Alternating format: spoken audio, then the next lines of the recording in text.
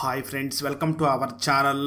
ఈరోజు నేను 2024లో మలయాళం లాంగ్వేజ్లో రిలీజ్ అయినటువంటి ఒక క్రైమ్ థ్రిల్లర్ మూవీ స్టోరీని ఎక్స్ప్లెయిన్ చేయబోతున్నాను.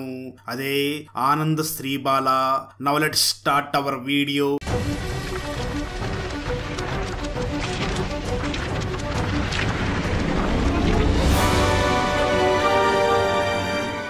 ఓపెన్ చేస్తే మెరిన్ పేరెంట్స్ అలాగే హాస్టల్ వార్డెన్ ముగ్గురు కలిసి పోలీస్ స్టేషన్ కి వెళ్లి రాత్రి నుంచి మెరిన్ కనిపించడం లేదు అని పోలీస్ కంప్లైంట్ ఇస్తారు. అయితే అక్కడ ఉన్న పోలీస్ మాత్రం వాళ్ళని చూసి, మేడం మీరు చెప్తున్న ఆ ఏరియా మా స్టేషన్ పరిధిలోకి రాదు, మీరు వెంటనే వెళ్లి అక్కడ ఉన్న మరొక స్టేషన్ లో కంప్లైంట్ ఇవ్వండి అని చెప్పి పంపించేస్తాడు. దాంతో ఈ ముగ్గురు వెంటనే అక్కడికి దగ్గరలో ఉన్న మరొక పోలీస్ స్టేషన్ కి వెళ్లి మా అమ్మాయి మెరిన్ కనిపించడం లేదు అని కంప్లైంట్ ఇవ్వడానికి ప్రయత్నిస్తారు. అయితే అక్కడ ఉన్న ఎస్ఐ కూడా వాళ్ళని చూసి, మేడం మీరు చెప్తున్న ఆ ఏరియా మా స్టేషన్ పరిధిలోకి రాదు, మీరు మొదటగా ఏ స్టేషన్ కి అయితే వెళ్లారో అదే స్టేషన్ కి వెళ్లి కంప్లైంట్ ఇవ్వండి అని అంటాడు.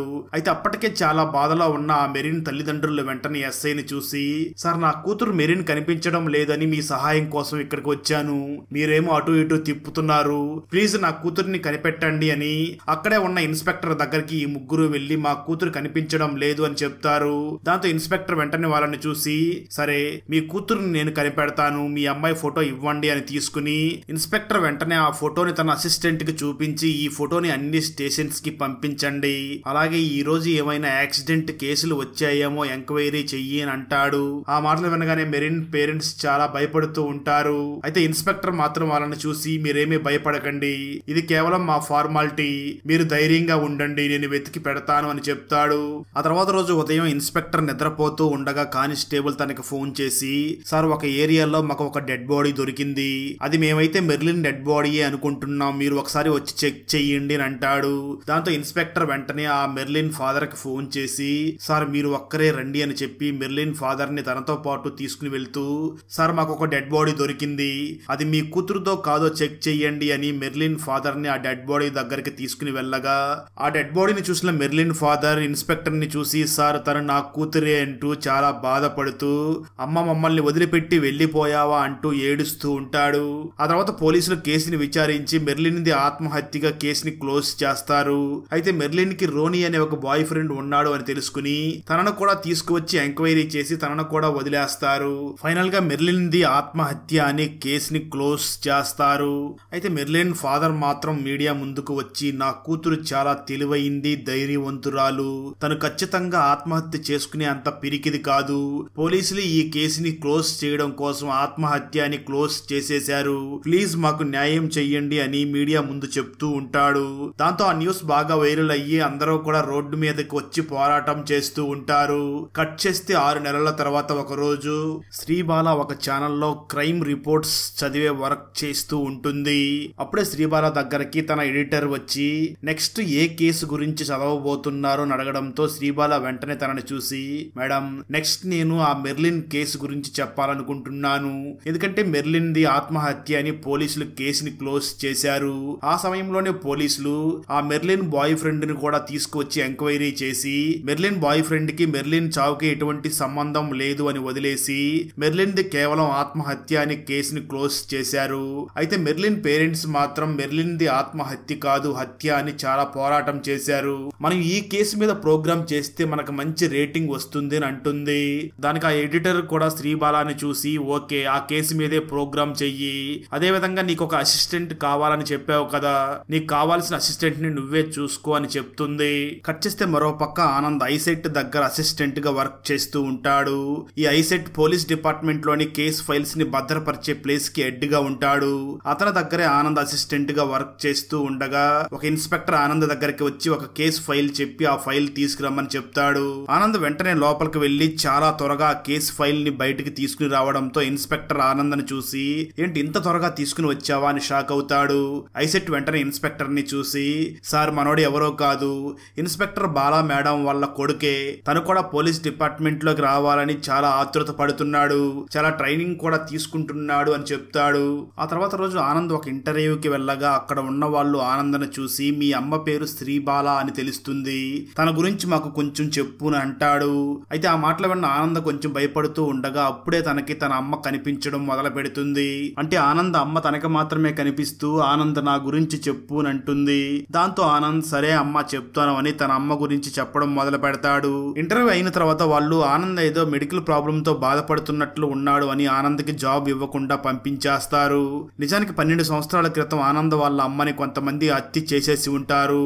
అప్పటి నుంచి ఆనందని ఆ ఐసెట్ దగ్గరుండి చూసుకుంటూ తనకు ఆర్థికంగా కూడా సహాయం చేస్తూ ఉంటాడు.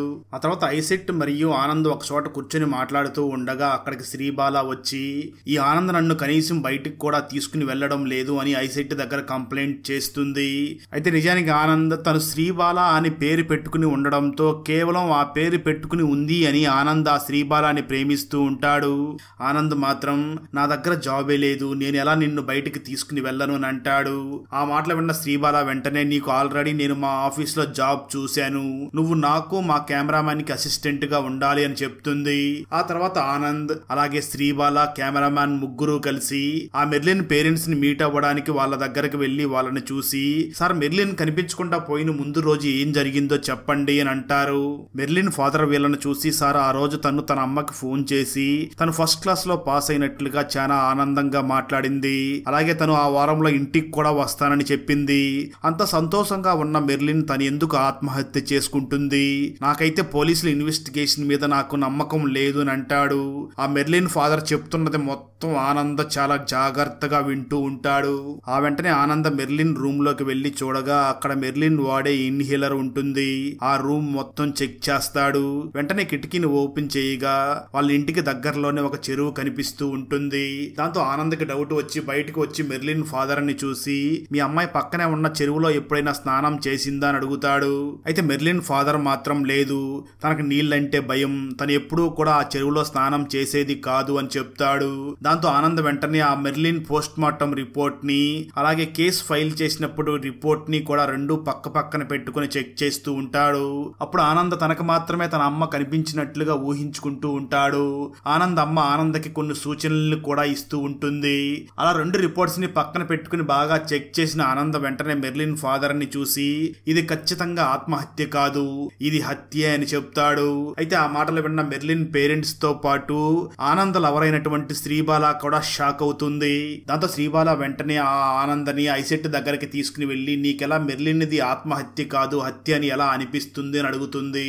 ఆ మాటలు విన్న ఆనంద్ మెర్లిన్ కి వాటర్ అంటే భయం, తను నిజంగానే ఆత్మహత్య చేసుకోవాలి అనుకుంటే తన ఇంటి దగ్గర ఉన్న చెరువులోకి దూకి ఉండవచ్చు, కానీ ఎందుకు బ్రిడ్జ్ దగ్గరికి వెళ్లి అక్కడ దూకింది, నాకెందుకో ఇది ఆత్మహత్య కాదు హత్యలాగా అనిపిస్తుంది అని అంటాడు.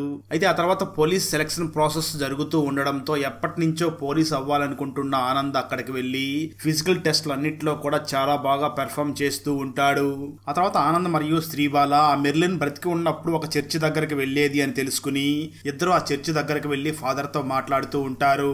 అప్పుడు శ్రీబాల ఫాదర్ ని చూసి ఈ మెర్లిన్ కి రోనీ అనే బాయ్ ఫ్రెండ్ ఉన్నాడు కదా, ఆ రోనీ టార్చర్ చేయడం వల్లనే మెర్లిన్ ఆత్మహత్య చేసుకుందని అందరూ అంటూ ఉన్నారు, అది ఎంతవరకు నిజమని అడుగుతుంది.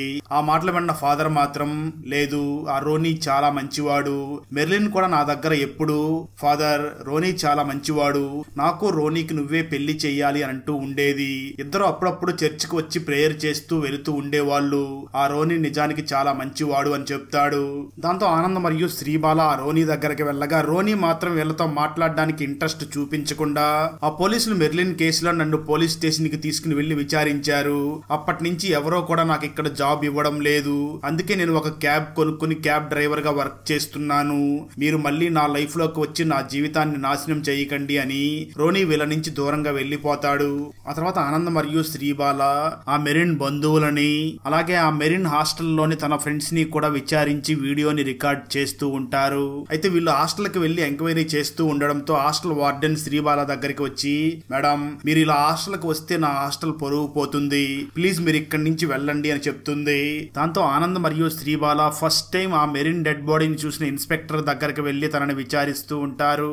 అప్పుడు ఇన్స్పెక్టర్ వీళ్ళని చూసి ఈ మెరిన్ కేసుని ఇద్దరు ఎస్ఐలు తీసుకోలేదు, అప్పుడే తన పేరెంట్స్ నా దగ్గరికి రావడంతో కేసుని తీసుకున్నాను, అయితే ఆ తర్వాత రోజు మార్నింగే మాకు మెరిన్ డెడ్ బాడీ దొరికింది, నా ఎక్స్పీరియన్స్ ప్రకారం అది ఖచ్చితంగా ఆత్మహత్య అని చెప్తాడు. దాంతో ఆనంద్ మరియు శ్రీబాల వెంటనే ఇంటికి తిరిగి వచ్చేయగా శ్రీబాల షూట్ చేసిన ఫుటేజ్ తో ఒక వీడియోని తయారు చేస్తూ ఉంటుంది. అయితే ఆ వీడియోని చూసిన ఎడిటర్ మాత్రం శ్రీబాలాని చూసి వీడియో అంతా చాలా బాగా ఉంది, కానీ లాస్ట్ లో కొంచెం అంత ఇంట్రెస్టింగ్ గా లేదు, ఆ లాస్ట్ లో కొంచెం ఇంట్రెస్టింగ్ గా ప్రిపేర్ చెయ్యి అని చెప్తుంది. దాంతో శ్రీబాల వెంటనే ఆనంద్ దగ్గరికి వచ్చి ఈ వీడియోలో లాస్ట్ లో నువ్వే మాట్లాడాలి, ఎందుకంటే ఈ కేసు ఆత్మహత్య కాదు హత్య అని నువ్వు బలంగా చెప్తున్నావు కదా, నువ్వు ఆ బలంగా చెప్పడానికి నీకు కొన్ని డౌట్స్ కూడా ఉన్నాయి, నీకున్న డౌట్స్ నువ్వు కెమెరా ముందు చెప్తే నేను రికార్డ్ చేసుకుని వీడియోలో పెట్టుకుంటాను అంటుంది. దాంతో ఆనంద్ ఒప్పుకొని తనకున్న డౌట్స్ అన్నిటినీ కూడా చాలా కాన్ఫిడెంట్ గా కెమెరా ముందు చెప్తూ ఉంటాడు. శ్రీబాల వాటిని రికార్డ్ చేసుకుని ఫైనల్ గా ఒక ప్రోగ్రామ్ ని కంప్లీట్ చేసి టెలికాస్ట్ చేస్తుంది. ప్రజలందరూ కూడా ఆ వీడియోని చాలా ఇంట్రెస్టింగ్ గా చూస్తూ పోలీసులు తప్పుగా కేసుని డీల్ చేశారు అనుకుంటూ ఉంటారు. అదే ప్రోగ్రామ్ నుండి డిఎస్పీ శంకర్ కూడా చాలా కోపంగా చూస్తూ ఉంటాడు. సరిగ్గా అదే సమయంలో కమిషనర్ డీసీపీ శంకర్ ని పిలిచి ఈ కేసులో ఏదో తప్పు జరిగినట్లుగా ప్రజలందరూ అనుకుంటున్నారు, మళ్ళీ నువ్వు ఈ కేసుని రీఓపెన్ చెయ్యాలి అని అంటుంది. అయితే డిఎస్పీ శంకర్ మాత్రం మేడం మీడియా వాళ్ళు లేని పనువన్నీ చెప్తున్నారు, అందుకోసం మళ్ళీ ఈ కేసుని మనం రీఓపెన్ చేయవలసిన అవసరం లేదు అని అంటాడు. అయితే కమిషనర్ మాత్రం లేదు, ప్రజలకి మనం ఏదో తప్పు చేశాము అని బలంగా నమ్ముతున్నారు, ప్రజల డౌట్ ని మనం క్లారిఫై చెయ్యాలి, నీకు నేను 14 రోజులు టైం ఇస్తున్నాను, ఈ సమయంలో నువ్వు ఆ మెరిన్ది హత్యనా కనిపెట్టు అని చెప్తుంది. దాంతో డిఎస్పీ శంకర్ కూడా అందుకు ఓకే చెప్తాడు. అదే సమయంలో ఒక ఎస్ఐ నా గురించి తప్పుగా చూపించారు అని ఆ టీవీ ఛానల్ దగ్గరికి వెళ్లి గొడవ చేస్తూ ఉంటాడు.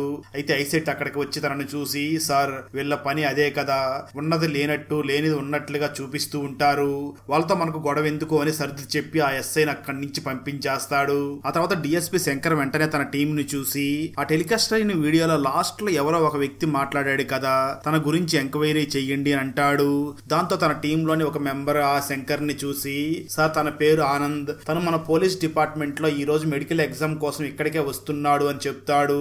దాంతో శంకర్ వెంటనే ఆ ఆనంద్ దగ్గరికి వెళ్లి తనకు షేక్ హ్యాండ్ ఇచ్చి మీ గురించి నేను తెలుసుకున్నాను, అలాగే మీ అమ్మగారు కూడా పోలీస్ డిపార్ట్మెంట్ లోనే వర్క్ చేశారంట కదా, తన గురించి కొంచెం చెప్పండి అని అంటాడు. సరిగ్గా అదే సమయంలో ఆనంద్కి మళ్ళీ తన అమ్మ అక్కడ కనిపిస్తూ అడుగుతున్నాడు కదా నా గురించి చెప్పు అని అంటుంది.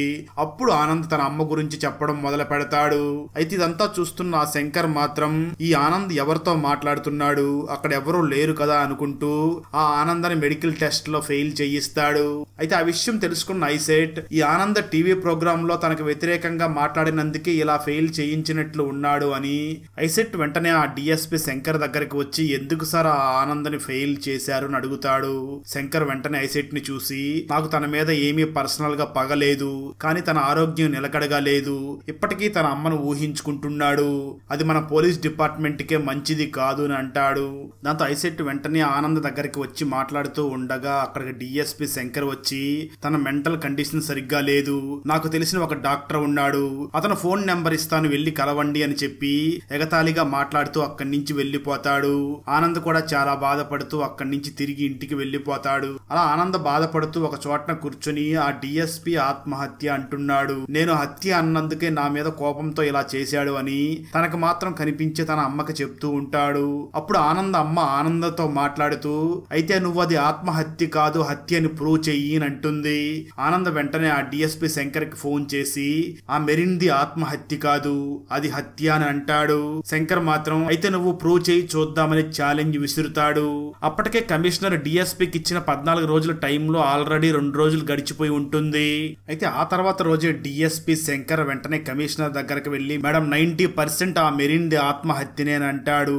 ఆ మాటలు విన్న కమిషనర్ డిఎస్పీని చూసి అంటే 10% హత్య అని నువ్వే చెప్తున్నావు కదా, ఎందుకు ఈ విషయంలో నువ్వు కొంచెం ఈగోతో ప్రవర్తిస్తున్నావు, నీ ఈగోను కొంచెం పక్కన పెట్టి ఆ టీవీ షోలో కనిపించిన ఆ వ్యక్తిని కూడా నీ టీంలోకి తీసుకుని కేసుని సాల్వ్ చెయ్యి అని అంటుంది. అయితే డిఎస్పీ శంకర్ మాత్రం ఆ ఆనంద్ టీంలోకి తీసుకోవడానికి రెడీగా ఉండడు. మరో పక్క ఆనంద్ కూడా ఆ మెరిన్ది ఆత్మహత్య కాదు హత్య అని ప్రూవ్ చేయడానికి తీవ్రంగా ప్రయత్నిస్తూ ఉంటాడు. ఆ తర్వాత రోజు ఆనంద్ ఆ మెరిన్ చనిపోయిన రోజు ఆ రోజు తను ఎక్కడెక్కడికి వెళ్ళిందో చెక్ చేయాలి అని చెక్ చేస్తూ ఉండగా ఒక సీసీటీవీలో ఆ మెరిన్ ఒక షాప్ దగ్గరికి వెళ్లి ఏదో తీసుకుని బ్యాగ్ లో పెట్టుకున్నట్లుగా రికార్డ్ అయి ఉంటుంది. ఆనంద్ వెంటనే ఆ షాప్ దగ్గరికి వెళ్లి ఎంక్వైరీ చేయగా ఆ రోజు ఆ అమ్మాయి షాప్ కు వచ్చి ఇక్కడ ఒక బొమ్మ తీసుకుంది అని మెరిన్ తీసుకున్న బొమ్మను కూడా ఆనంద్కు చూపిస్తుంది. ఆ తర్వాత మెరిన్ ఫ్రెండ్స్ అందరికీ కూడా ఫోన్ చేసి విచారిస్తూ ఉండగా ఒక నెంబర్ మాత్రం నాట్ రీచబుల్ అని వస్తూ ఉంటుంది.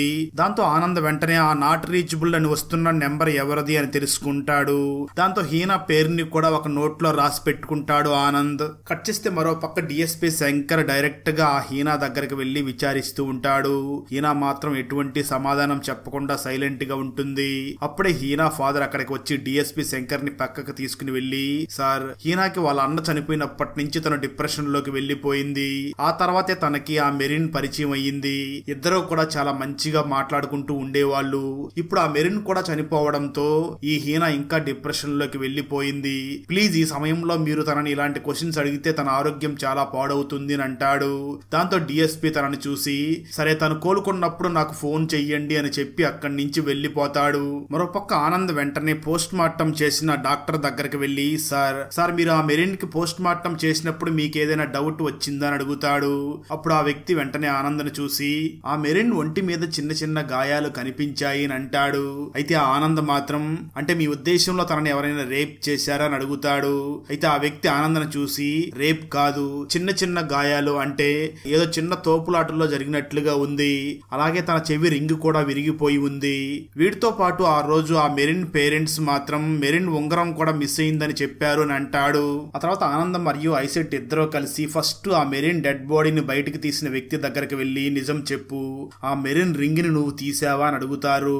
అయితే తను మాత్రం మొదట లేదు అని చెప్తాడు. ఐసెట్ తనని చూసి, నిజం చెప్పు లేదంటే చాలా ప్రాబ్లం అవుతుంది అని అనడంతో తను వెంటనే ఐసెట్ మరియు ఆనందను చూసి, అవును సార్, ఆ మెరిన్ చేతికి ఉన్న ఉంగరాన్ని నేనే తీసుకున్నాను. ఈ పోలీసులు ఇచ్చే డబ్బు సరిపోదు, అందుకోసమే నేను ఆ ఉంగరాన్ని తీసి నా నోట్లో పెట్టుకున్నాను అని చెప్తాడు. అయితే ఆ మాటలు విన్న ఆనంద్ వెంటనే తనని చూసి, నువ్వు ఆ ఉంగరాన్ని తీసే సమయంలో ఆ ఉంగరం చాలా లైట్ గా ఫ్రీగా వచ్చేసిందా లేదా ఆ ఉంగరం చాలా టైట్ గా ఉందా అని అడుగుతాడు. ఆ వ్యక్తి మాత్రం, సార్, ఆ ఉంగరం చాలా ఈజీగానే వచ్చేసింది అని అంటాడు. దాంతో ఆనంద్కి మళ్ళీ డౌట్ వస్తుంది. నిజంగా ఆ మెరిన్ డెడ్ బాడీ ఆ వాటర్ లోనే ఉండి ఉంటే బాడీ ఉబ్బి ఉండాలి. అలా ఉబ్బితే ఉంగరం అంత ఈజీగా బయటికి రాకూడదు. అంటే దీని అర్థం ఆ మెరిన్ డెడ్ బాడీ వాటర్ లో ఎక్కువ సమయం లేదు అని అర్థం చేసుకుంటాడు. ఆ తర్వాత ఆనంద్ ఈ మెరిన్ కి ఉన్న ఒక చెవి రింగ్ కనిపించడం లేదు. అలాగే ఈ మెరిన్ చనిపోయే ముందు ఒక షాప్ కి వెళ్లి ఒక విగ్రహం తీసుకుంది. ఆ విగ్రహాన్ని ఎవరికి గిఫ్ట్ గా ఇచ్చిందో తెలియలేదు అని ఈ నోట్స్ అన్నిటినీ కూడా రాసుకుంటూ ఉంటాడు. సరిగ్గా అదే సమయంలో ఆనంద్కి తన మదర్ మళ్ళీ కనిపించి, ఆనంద్, నువ్వు ఆ మెరిన్ సెల్ ఫోన్ గురించి మర్చిపోయావు, ఆ సెల్ ఫోన్ ఎక్కడ ఉందో కూడా కనిపెట్టు అని అంటుంది. దాంతో ఆనంద్ వెంటనే తనకి ఉన్న హ్యాకర్ ఫ్రెండ్ అయినటువంటి లల్లుకి ఫోన్ చేసి, లల్లు, నాకు ఒక ఫోన్ ఎక్కడ ఉందో ట్రేస్ అవుట్ చేసి చెప్పు అని అంటాడు. లల్లు ఆ ఆనంద్తో మాట్లాడుతూ, ఆ ఫోన్ ఐఎంఈ నెంబర్ ఏమిటో చెప్పు, ఇప్పుడే ట్రేస్ చేసి చెప్తాను అని అంటాడు. ఆనంద్ వెంటనే ఆ మెరిన్ వాళ్ళ పేరెంట్స్ కి ఫోన్ చేసి ఆ Merin cell phone IME number అడుగుతాడు. మెరిన్ ఫాదర్ మాత్రం, సార్, నాకు ఆ ఫోన్ ఐఎంఈ నెంబర్ తెలియదు, అలాగే ఆ ఫోన్ బాక్స్ కూడా మా ఇంట్లో లేదు అని అంటాడు. దాంతో ఆనంద్ వెంటనే ఈ విషయాన్ని లల్లుకి చెప్పడంతో లల్లు మాత్రం, అయితే ఒక పని చెయ్యి, రీసెంట్ గా ఈ మెరిన్ ఏదైనా గవర్నమెంట్ సైట్ లో లాగిన్ అయి ఉన్నా ఆ లాగిన్ అయిన టైం అన్నా చెప్పు, నేను కనుక్కుంటాను అని అంటాడు. దాంతో ఆనంద్ బాగా ఆలోచించి ఆ మెరిన్ చనిపోవడానికి ముందు తన రిజల్ట్స్ చూసుకోవడానికి ఒక సైట్ లో లాగిన్ అయ్యింది అని, ఆ మెరిన్ లాగిన్ అయినటువంటి ఆ టైం కూడా చెప్తాడు. లల్లు ఆనంద్ని చూసి, చాలు, ఈ ఒక్క ఇన్ఫర్మేషన్ చాలు అని తను వెంటనే హ్యాక్ చేసి మళ్ళీ ఆనంద్కి ఫోన్ చేస్తాడు. ఆనంద్, నువ్వు చెప్పిన ఫోన్ ఇప్పుడు చెన్నైలో ఉంది అని చెప్తాడు. దాంతో ఆనంద్ చెన్నైకి బయలుదేరబోతూ ఉండగా ఐసెట్ వెంటనే ఆనంద్ని చూసి, నువ్వు అక్కడికి వెళ్ళడం సేఫ్ కాదు, ప్రజెంట్ నాకు తెలిసిన అయ్యప్పన్ అనే ఒక పోలీస్ సస్పెండ్ అయి ఉన్నాడు, తనని నీతో పాటు తీసుకుని వెళ్ళు అని చెప్తాడు. దానికి ఆనంద్ కూడా ఓకే చెప్పి అక్కడికి బయలుదేరతాడు. ఆ తర్వాత ఐసెట్ వెంటనే డిఎస్పీ శంకర్ కి ఫోన్ చేసి, సార్, ఆ మెరిన్ ఫోన్ ని వెతుక్కుంటూ మన ఆనంద్ మరియు మరొక పోలీస్ ఆఫీసర్ చెన్నైకి వెళ్లారు అని చెప్తాడు. ఆ మాటలు విన్న డిఎస్పీ శంకర్ మాత్రం, ఆ ఫోన్ లో ఉన్న డేటాని నేను ఆల్రెడీ నా పెన్ డ్రైవ్ లోకి కాపీ చేసుకున్నాను, ఇప్పుడు ఆ ఫోన్ ని వెతుకుతూ వెళ్లేవాడు ఒక తెలివి తక్కువ వాడు అని చెప్పి ఫోన్ కట్ చేస్తాడు. సరిగ్గా అదే సమయంలో శంకర్ పక్కన ఉన్న వ్యక్తి శంకర్ ని చూసి, సార్, ఆనంద్ చిన్నవాడు కాదు, తను చాలా టాలెంట్ ఉన్నవాడు, తనది పక్కా పోలీస్ బ్రెయిన్, నేను నా కల్లారా తన తెలివితేటల్ని చూశాను అని ఒక ఎగ్జాంపుల్ కూడా ఆ శంకర్ కి చెప్తాడు. అదే విధంగా ఆ వ్యక్తి శంకర్ తో మాట్లాడుతూ, సార్, ఆనందది అచ్చం వాళ్ళ అమ్మ శ్రీబాల టైపే. తన అమ్మ కూడా మన డిపార్ట్మెంట్ లో ఒక సింహం లాగా డ్యూటీ చేసేది. తన అమ్మ డ్యూటీ చేసే సమయంలో ఒక పెద్దంటి కుర్రవాడు ఒక అమ్మాయిని రేప్ చేసి చంపేశాడు. అయితే పోలీసులు కేసు ఫైల్ చేయడానికి కూడా చాలా ఇబ్బంది పడుతూ ఉండగా అప్పుడే అక్కడికి వచ్చిన శ్రీబాల మేడం కేసు ఫైల్ చేసి వాళ్ళని అరెస్ట్ చేసి తీసుకుని వచ్చి లోపల వేసింది. దాంతో ఆ డబ్బున్న వాళ్ళు బాగా పగ పెంచుకుని ఒకరోజు శ్రీబాల మేడం ఇంట్లో ఉండగా అక్కడికి వెళ్లి శ్రీబాల మేడంని కత్తితో పొడిచి చంపేశారు. ఆ సమయంలో ఈ ఆనంద్ చాలా చిన్న పిల్లవాడు. తన కళ్ళ ముందరే తన అమ్మని చంపేయడంతో అప్పటి నుంచి తన అమ్మ తనకి కనిపించినట్లుగా ఊహించుకుంటూ ఉంటాడు. అంతే తప్ప తన అన్ని విషయాల్లో కూడా చాలా ముందు ఉంటాడు అని చెప్తూ ఉంటాడు.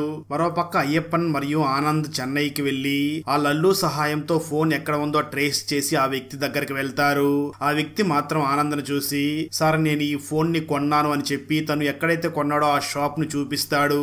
దాంతో ఆనంద్ మరియు అయ్యప్పన్ ఆ షాప్ దగ్గరికి వెళ్లి ఈ ఫోన్ నీ దగ్గరికి ఎలా వచ్చింది అని అడుగుతారు. దాంతో షాప్ లో ఉన్న అబ్బాయి వీళ్ళని చూసి మాకు ఈ ఫోన్ ని యాంటోనీ అనే ఒక వ్యక్తి అమ్మాడు అని ఆ యాంటోనీ అడ్రస్ కూడా వీళ్ళకి ఇస్తాడు. దాంతో ఆనంద్ మరియు అయ్యప్పన్ వెంటనే ఆ యాంటోనీ దగ్గరికి వెళ్ళగా యాంటోనీ కాలేజీ స్టూడెంట్స్ దగ్గర డబ్బులు తీసుకుని వాళ్ళకి కాలేజీ సీట్ ఇప్పిస్తూ ఉంటాడు.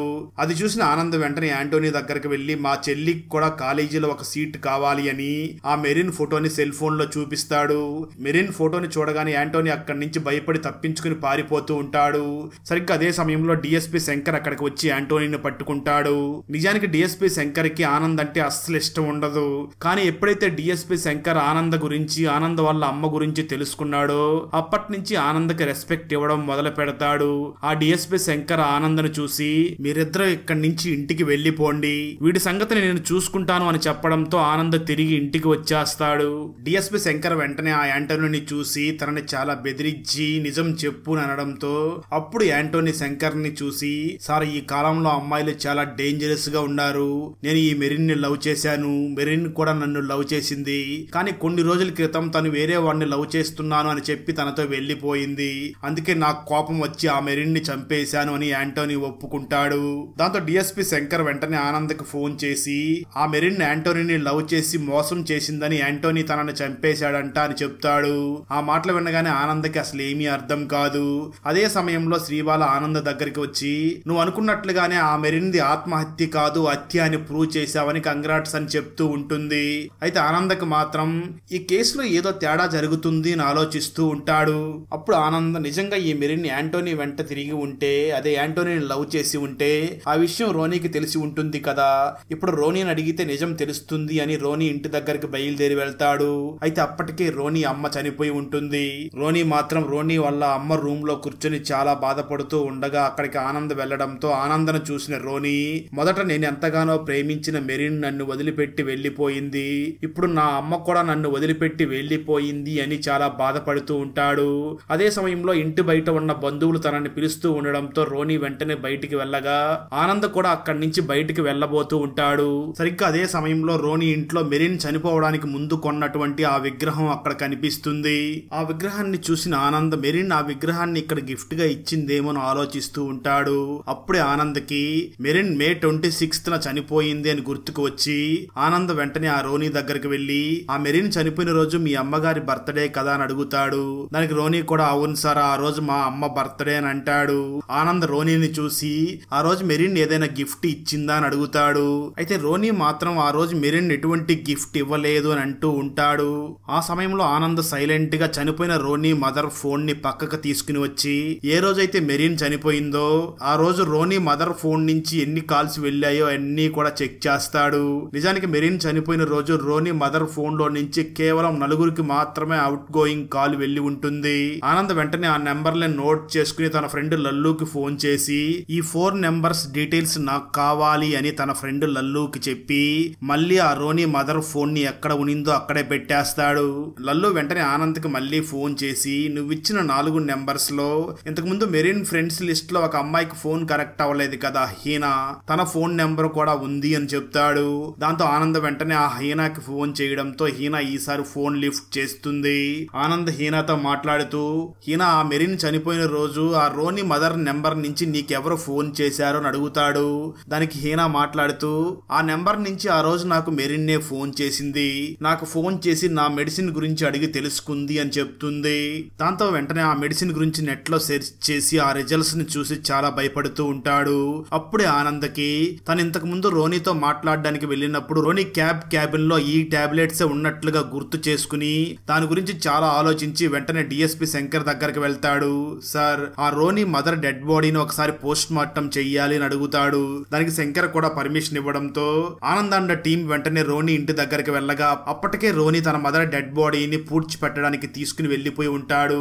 ఆనంద్ మాత్రం రోనీ బంధువుల దగ్గరికి వెళ్లి మేము ఆ రోనీ మదర్ డెడ్ బాడీకి పోస్ట్ మార్టం చెయ్యాలి అని అడుగుతాడు. దాంతో రోనీ బంధువులు వెంటనే ఆనంద్ను చూసి, సార్, ఆ రోనీ నిజానికి తనకి సొంత కొడుకు కాదు, ఆ రోనీని తను దత్తత తీసుకుని పెంచింది. అయినా ఈ రోనీ తన మదర్ ని సరిగ్గా చూసుకునేవాడే కాదు. మాకు ఈ రోనీ మీద చాలా అనుమానాలు ఉన్నాయి. మీరు చెప్పినట్లుగానే ఆ రోనీ మదర్ డెడ్ బాడీకి మీరు పోస్ట్ మార్టం చెయ్యండి, మాకు ఎటువంటి అభ్యంతరం లేదు అని చెప్తారు. దాంతో ఆనంద్ అండ్ టీం వెంటనే శ్మశానం దగ్గరికి వెళ్లి ఆ రోనీ మదర్ డెడ్ బాడీని పూడ్చి పెట్టబోతూ ఉండగా అక్కడికి వెళ్లి రోనీ మదర్ డెడ్ బాడీకి పోస్ట్ మార్టం చెయ్యాలి అని అక్కడి నుంచి తీసుకుని వెళ్లిపోతారు. అది చూసిన రోనీ ఒక్కసారిగా షాక్ అవుతూ ఉంటాడు. అప్పుడు పోలీసులకి వాళ్ళు అనుమానించినట్లుగానే ఆ Ronnie mother post mortem report లో ఆ రోనీ మదర్ ని వీళ్ళు అనుమానిస్తున్న టాబ్లెట్లు ఇచ్చి చంపినట్లుగా తెలుస్తుంది. దాంతో పోలీసులు వెంటనే రోనీ ఇంట్లోకి వెళ్లి ఆ టాబ్లెట్స్ కోసం వెతకగా ఆ టాబ్లెట్స్ కనిపిస్తాయి. దాంతో వాళ్ళు రోనీని అరెస్ట్ చేసి తీసుకుని వెళ్లి ఎందుకు ఇలా చేశావు అని అడుగుతారు. రోనీ మాత్రం నాకేమీ తెలియదు, నేనేమీ చెయ్యలేదు అని అంటూ ఉంటాడు. పోలీసులు రోనీని చూసి నువ్వే ఆ మెరిన్ ని చంపావు, అలాగే నీ మదర్ కూడా టాబ్లెట్ ఇచ్చి నువ్వే చంపావు అని అంటూ ఉంటారు. ఆనంద్ వెంటనే ఆ రోనీని చూసి ఆ మెరిన్ చనిపోయిన రోజు మీ ఇంటికి రాలేదని చెప్పావు కదా అని అంటాడు. దానికి రోనీ, అవును సార్, ఆ మెరిన్ చనిపోయిన రోజు మా ఇంటికి రాలేదు అని అంటాడు. దాంతో ఆనంద్ వెంటనే ఒక విగ్రహాన్ని తీసుకొచ్చి తన ముందు పెట్టి మీ ఇంటికి రాకపోతే ఈ విగ్రహం మీ ఇంటికి ఎలా వచ్చింది అని అడుగుతాడు. దాంతో రోనీ వెంటనే మాట మార్చుతూ ఏమో సార్, తను వచ్చిందేమో నాకు గుర్తు లేదు అని అంటూ ఉంటాడు. ఆనంద్ వెంటనే మళ్ళీ ఆ రోనీని చూసి మా దగ్గర నువ్వు ఇంక కథలు చెప్పకు, కనిపించకుండా పోయిన ఆ మెరిన్ ఇయర్ రింగ్ కూడా నీ కారు క్యాబిన్ లోనే దొరికింది, నువ్వే ఆ మెరిన్ ని చంపి నీ కారులో తీసుకుని వెళ్లి బ్రిడ్జి దగ్గర కిందకి పడేశావు అని అంటాడు. ఇక్కడే అసలు ఆ మెరిన్ చనిపోయిన రోజు ఏం జరిగిందో చూపించడం జరుగుతుంది. మెరిన్ వెంటనే గిఫ్ట్ తీసుకుని ఆ రోనీ వాళ్ళ ఇంటి దగ్గరికి రాగా రోనీ వాళ్ళ మదర్ స్నానం చేస్తూ ఉంటుంది. మెరిన్ వెంటనే ఇంటి లోపలికి వెళ్లి తను తీసుకువచ్చిన గిఫ్ట్ ని అక్కడ టేబుల్ మీద పెట్టి అక్కడ ఉన్న టాబ్లెట్స్ ని చూస్తుంది. ఆ టాబ్లెట్స్ ని చూసిన మెరిన్ ఈ టాబ్లెట్ ని రోనీ తన మదర్ కు వాడుతున్నాడా, అసలు ఈ టాబ్లెట్ ని ఎందుకు వాడుతున్నాడు అని నెట్ లో సెర్చ్ చేస్తుంది. అప్పుడు నెట్ లో వచ్చిన రిజల్ట్స్ ని చూసి మెరిన్ కూడా చాలా షాక్ అవుతుంది. ఆ నెట్ లో చాలా క్లియర్ గా 50 సంవత్సరాలు పైబడిన వారు ఈ టాబ్లెట్స్ ని వాడితే హార్ట్ అటాక్ వస్తుంది అని రాసి ఉంటుంది. దాంతో మెరిన్ వెంటనే తన డౌట్ ని కన్ఫర్మ్ చేసుకోవడం కోసం అక్కడ ఉన్న రోనీ మదర్ ఫోన్ తోనే తన ఫ్రెండ్ హీనాకి ఫోన్ చేసి ఈ టాబ్లెట్స్ ని రోనీ తన మదర్ కి వాడుతున్నాడు, ఇవి చాలా డేంజరస్ కదా అని అడుగుతూ ఉంటుంది. సరిగ్గా అదే సమయంలో రోనీ అక్కడికి రావడంతో మెరిన్ రోనీని చూసి అసలు ఈ టాబ్లెట్స్ ని ఎందుకు మీ అమ్మకు వాడుతున్నావు, ప్రిస్క్రిప్షన్ లేకుండా ఈ టాబ్లెట్స్ ని వాడకూడదు, ఈ టాబ్లెట్స్ ని 50 సంవత్సరాలు పైబడిన వారు వాడితే హార్ట్ అటాక్ వస్తుంది అని అంటూ ఉంటుంది. రోనీ మాత్రం తన అమ్మ ఎక్కడ ఈ మాటలు వింటుందో అని ఆ మెరిన్ నోరు మూసి అక్కడి నుంచి పక్కకు తీసుకుని వెళ్లిపోతాడు. మెరిన్ చాలా కోపపడుతూ ఆ రోనీని చూసి ఎందుకు ఇలా చేస్తున్నావు అని అడుగుతుంది. దాంతో రోనీ ఆ మెరిన్ ని చూసి అవును, నేను మా అమ్మను చంపడం కోసమే ఇలా చేస్తున్నాను, మా అమ్మ నన్ను దత్తత తీసుకుని ఎప్పటికీ నన్ను తన కంట్రోల్లోనే ఉంచుకోవాలనుకుంటుంది, మా మదర్ బంధువులు కూడా నన్ను చాలా హీనంగా చూస్తున్నారు, అందుకే మా మదర్ ని చంపేసి ఆస్తి మొత్తం నేనే సొంతం చేసుకోవడం కోసం ఇలా చేశాను అని అంటూ ఉంటాడు. సరిగ్గా అదే సమయంలో స్నానం చేస్తున్నటువంటి రోనీ మదర్ బయటకు వచ్చి ఎవరు వచ్చారు అని అంటూ ఉంటుంది. మెరిన్ వచ్చిన విషయం తన మదర్ కి తెలియకుండా ఉండడం కోసం రోనీ ఆ మెరిన్ ముక్కు నోరు మూసి పక్కకు తీసుకుని వెళ్లిపోతూ ఉంటాడు. సరిగ్గా అదే సమయంలో రోనీ బంధువులు రోనీ మదర్ కి బర్త్డే విషెస్ చెప్పడం కోసం ఇంటి దగ్గరికి వస్తూ ఉండడంతో రోనీ మెరిన్ ని నోరు ముక్కు మూసి వెంటనే తీసుకుని వెళ్లి ఒక స్టోర్ రూమ్ లో పెట్టి లాక్ చేసేసి బయటకు వస్తాడు. ఆ రోజు రోనీ మదర్ బర్త్డే పార్టీ అంతా అయిన తర్వాత స్టోర్ రూమ్ దగ్గరికి వెళ్లి డోర్ ఓపెన్ చేయగా ఆల్రెడీ బ్రీతింగ్ ప్రాబ్లం తో బాధపడుతూ ఉండే ఆ మెరిన్ ఊపిరి ఆడక చనిపోయి ఉంటుంది. అయితే రోనీ బంధువులందరూ వాళ్ళు తీసుకువచ్చిన గిఫ్ట్లతో పాటు ఆ మెరిన్ తెచ్చిన గిఫ్ట్ ను కూడా అక్కడ పెట్టేసి ఉంటారు. అందుకే అది మెరిన్ తెచ్చిన గిఫ్ట్ అని ఆ రోనీకి తెలిసి ఉండదు. అలా జరిగిందంతా కూడా ఫైనల్ గా రోనీ ఆ డిఎస్పీ శంకర్ దగ్గర ఒప్పుకుంటాడు. అప్పుడు ఆనంద్ వెంటనే శంకర్ దగ్గరికి వచ్చి సార్, స్టార్టింగ్ లో యాంటోనీ అనే ఒక అతను వచ్చి నేనే ఈ హత్య చేశాను అని ఒప్పుకున్నాడు కదా, నిజానికి అతనికి ఈ రోనీకి ఎటువంటి సంబంధం లేదు, ఇద్దరి మధ్య ఫోన్ కాంటాక్ట్ కూడా లేదు, అసలు వీళ్ళిద్దరి మధ్య సంబంధం ఏమిటో నాకు అర్థం కావడం లేదు అని అంటాడు. ఆ మాటలు విన్న శంకర్ వెంటనే ఆనందను చూసి వీళ్ళిద్దరి మధ్యలో ఏదో కామన్ పాయింట్ ఉంటుంది, అదేమిటో కనుక్కొని అంటాడు. దాంతో ఆనంద్ వెంటనే రోనీకి ఆ యాంటోనీకి మధ్య ఉన్న సంబంధం ఏమిటో తెలుసుకునే ప్రయత్నం చేస్తాడు. ఇక్కడే మరొక ట్విస్ట్ కూడా రివీల్ అవుతుంది. అదేమిటి అంటే రోనీకి మరియు యాంటోనీకి మధ్యలో ఇన్స్పెక్టర్ కే సంబంధం ఉంది అని తెలుస్తుంది. దాంతో డిఎస్పీ శంకర్ మరియు ఆనంద్ వెంటనే ఇన్స్పెక్టర్ దగ్గరికి వెళ్లి ఎంక్వైరీ చేయడంతో ఇన్స్పెక్టర్ కూడా తన తప్పుని ఒప్పుకుంటాడు. ఇక్కడే మనకు ఆ రోజు ఏం జరిగిందో మళ్ళీ చూపించడం జరుగుతుంది. ఇన్స్పెక్టర్ తో మెరిన్ పేరెంట్స్ మాట్లాడి వెళ్లిపోయిన తర్వాత ఇన్స్పెక్టర్ కి ఆ రోనీ ఫోన్ చేస్తాడు. నిజానికి ఆ రోనీ ఇన్స్పెక్టర్ కి బంధువులు అయి ఉంటాడు. ఆ రోనీ ఇన్స్పెక్టర్ కి ఫోన్ చేసి జరిగిందంతా చెప్పడంతో ఇన్స్పెక్టర్ వెంటనే రోనీ దగ్గరికి వెళ్లి ఆ డెడ్ బాడీని డిస్పోజ్ చేయడానికి అక్కడికి యాంటోనీని పిలుస్తాడు. యాంటోనీకి కొంత డబ్బులు ఇచ్చి ఆ బాడీని డిస్పోజ్ చేయడానికి నువ్వు మాకు సహాయం చెయ్యి, ఫ్యూచర్ లో ఈ బాడీకి సంబంధించి ఏదైనా ఇష్యూ అయితే నువ్వే తనని చంపినట్లుగా యాక్సెప్ట్ చెయ్యి, మిగతాది నేను చూసుకుంటాను అని చెప్పి ఉంటాడు. దానికి ఆ యాంటోనీ కూడా యాక్సెప్ట్ చేస్తాడు. అదే విధంగా ఆ ఇన్స్పెక్టర్ రోనీని చూసి నిన్ను కూడా నేను ఒక నెల రోజుల పాటు టార్చర్ చేస్తాను, ఎందుకంటే ప్రజలందరూ కూడా ఆ మెరిన్ నీతో గొడవ పడి వెళ్లి ఆత్మహత్య చేసిందని అనుకుంటున్నారు, అందుకే నిన్ను కూడా ఒక నెల రోజుల పాటు మా ఆధీనంలోకి తీసుకుని టార్చర్ పెడతాను, దానికి నువ్వు సిద్ధంగా ఉండు అని అంటాడు. దాంతో రోనీ కూడా అందుకు ఓకే చెప్పడంతో ఇన్స్పెక్టర్ మరియు యాంటోనీ ఆ బాడీని బ్రిడ్జ్ దగ్గరికి తీసుకుని వెళ్లి వాటర్ లో పడేసి అక్కడి నుంచి వెళ్లిపోయి ఉంటారు. అందుకే మెరిన్ డెడ్ బాడీ వాటర్ లో 2-3 గంటలు మాత్రమే ఉండి ఉండడంతో ఆ బాడీ ఒప్పకుండా నార్మల్ గానే ఉండి ఉంటుంది. ఇక్కడ స్టోరీ ప్రెజెంట్ కి వస్తుంది. అలా కేసుని సాల్వ్ చేయడంతో కమిషనర్ ఆనందని చాలా పొగుడుతూ నీ జాబ్ ను కూడా మేము కన్సిడర్ చేస్తాము అని అంటుంది. అయితే ఆనందం మాత్రం కమిషనర్ ని చూసి నాకు ఆ జాబ్ వద్దు మేడం, నేను ఆ జాబ్ కి సెలెక్ట్ అవ్వాలంటే నేను మెడికల్ ఎగ్జామ్ లో పాస్ అవ్వాలి, అందుకోసం నేను కొంచెం ట్రీట్మెంట్ చేయించుకోవాల్సి ఉంటుంది, ఆ ట్రీట్మెంట్ చేయించుకుంటే నాకు మా అమ్మ కనిపించడం ఆగిపోతుంది, నాకు ఈ జాబ్ కన్నా మా అమ్మే ముఖ్యం అని అంటాడు. ఈ కేసుని సాల్వ్ చేసినందుకు మెరిన్ తల్లిదండ్రులు కూడా ఆనంద దగ్గరికి వచ్చి తనకి కృతజ్ఞతలు చెప్తూ ఉంటారు. అప్పుడే డిఎస్పీ శంకర్ కూడా ఆనంద దగ్గరికి వచ్చి నేను మొదట్లో నిన్ను అవమానపరిచాను, వయసులో చిన్నవాడవైనా నన్ను క్షమించు, అలాగే మీ అమ్మ నాకు కనిపించడం లేదు కానీ మీ అమ్మ ఖచ్చితంగా నీ పక్కనే ఉండి ఉంటుంది కదా అని ఆనంద మదర్ కి ఒక సెల్యూట్ చేసి అక్కడి నుంచి వెళ్లిపోతాడు. అయితే డిఎస్పీ సెల్యూట్ చేసినప్పుడు ఆనంద పక్కన తన అమ్మ ఉండదు, కానీ ఎప్పుడైతే ఆ డిఎస్పీ సెల్యూట్ చేసి వెళ్ళాడో ఆ తర్వాత తన అమ్మ ఆనంద దగ్గర కనిపించడం మొదలవుతుంది. ఆనంద మదర్ ఆనందను చూసి తన కొడుకు ఒక కేసుని సాల్వ్ చేశాడు అని తన కొడుకుతో ఆనందంగా ముందుకు నడుచుకుని వెళుతూ ఉంటారు. అక్కడతో ఈ మూవీ ఎండ్ అవుతుంది. ఫ్రెండ్స్, వీడియో నచ్చినట్లయితే లైక్ చేసి ఒక చిన్న కామెంట్ చేస్తే మాకు నెక్స్ట్ వీడియో చేయడానికి ఎంకరేజింగ్ గా ఉంటుంది. అలాగే ఛానల్ ని సబ్స్క్రైబ్ చేసి పక్కనే ఉన్న బెల్ ఐకాన్ ని క్లిక్ చేసి సపోర్ట్ చేయండి. Thanks for watching. జై హింద్.